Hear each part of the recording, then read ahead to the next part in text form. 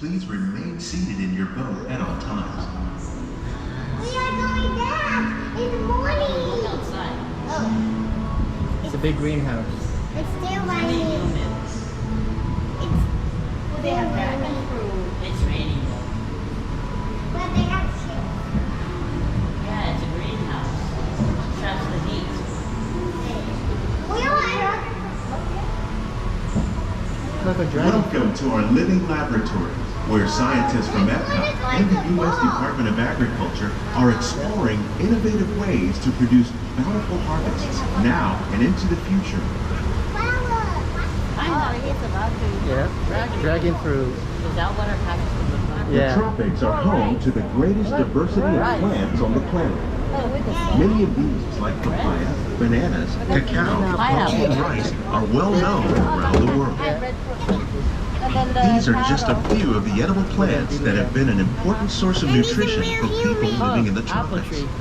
Many are rich in vitamins and minerals, while others are well adapted to growing in less than ideal conditions. Look at the Some, papaya. like the water lily, thrive in wet, swampy areas and waterways. All parts of this plant, even the flower petals, are edible. The starchy root of the plant has long been used to make flour for baking. Vegetable friend. Papyrus. One day, many of these lesser-known tropical plants may be as important as the bananas growing on both sides of the boat. Oh yeah, the mango. More than 28 million tons of bananas are eaten annually, making it the most popular fruit in the world. Allspice. Oh, it's a pepper plant. That looks like a giant rabbit. The dragon fruit.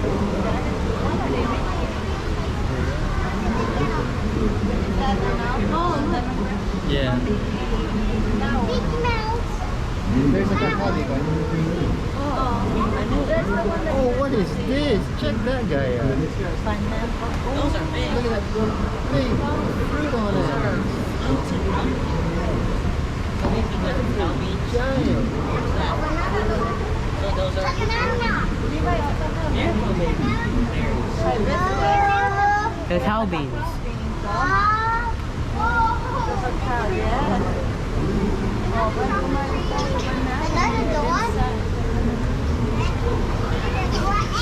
Banana. A tiny banana.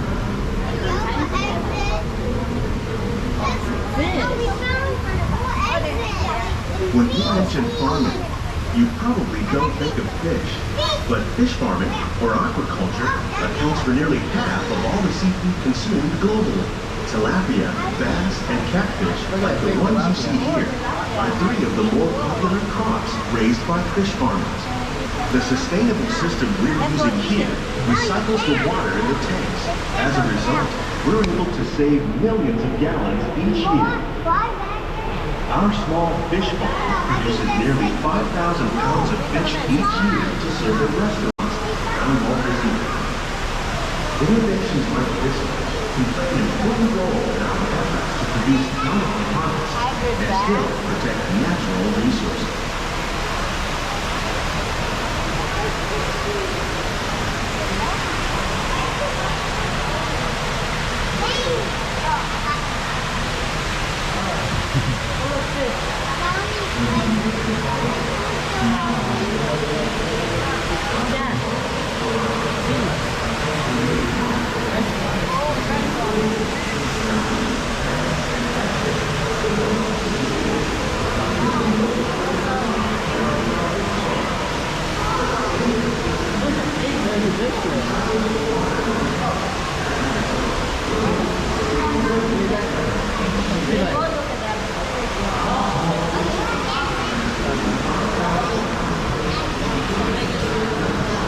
While there are more than 50,000 edible plant species in the world, most of us are only familiar with the handful that make up our everyday diet. The common grains grown here, wheat, maize, sorghum, and millet, plus rice, account for nearly 2/3 of our global food consumption.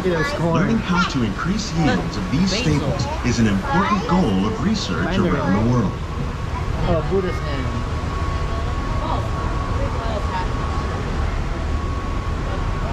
Muffin?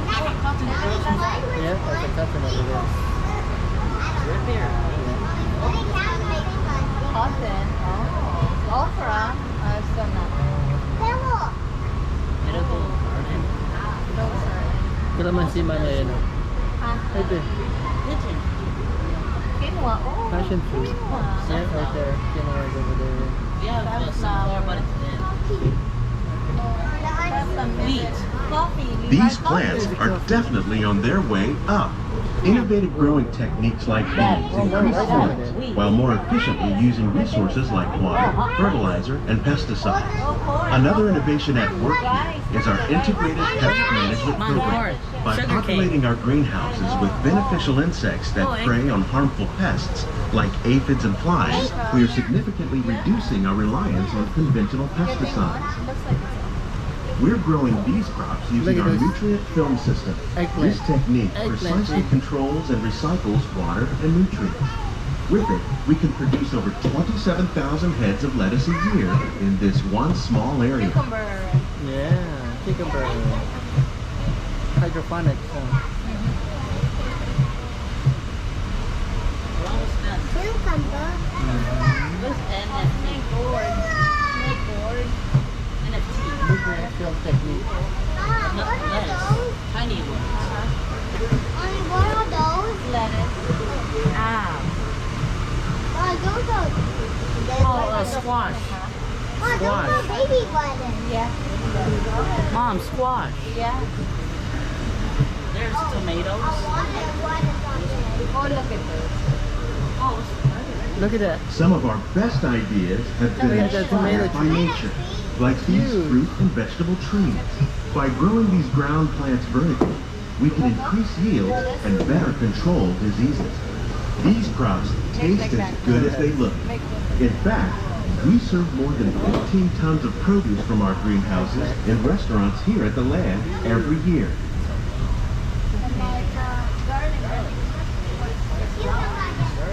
Oh, yeah. Cucumber. Oh, what's that pink? Mommy. How many plants do they have? They got a lot of plants. Yeah. Oh, look at that. Lettuce.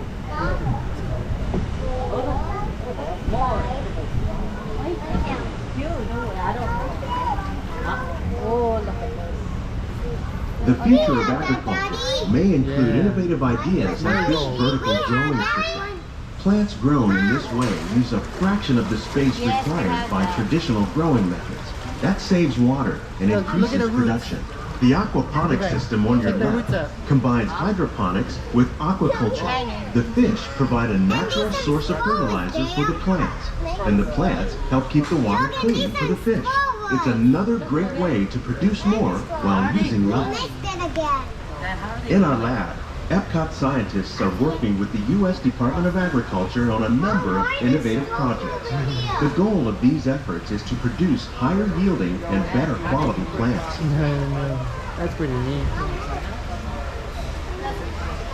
That's zucchini. Those ones.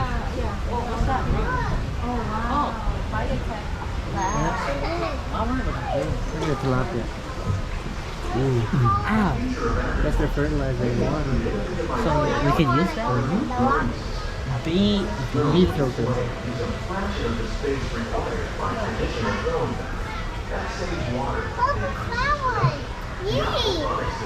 Pink and red. The fish provide a natural source of fertilizer for the plants, and the plants help keep the water clean for the fish. It's another great way to produce more while Oh, using less. it's gonna eat us. In our lab, Epcot gonna eat scientists us, are though. working with the U.S. Department of Agriculture on a number of innovative projects. The goal of these It's gonna efforts eat us.